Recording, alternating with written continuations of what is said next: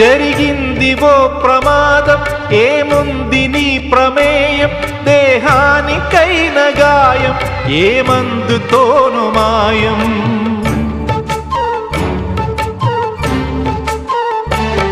విలువైన నిండు ప్రాణం మిగిలుండటం ప్రధానం, అది నిలిచినంత కాలం సాగాలి నీ ప్రయాణం.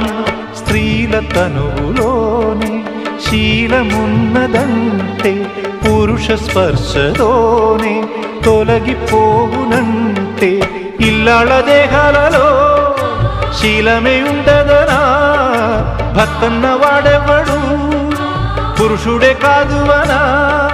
శీలం అంటే గుణం అనే అర్థం.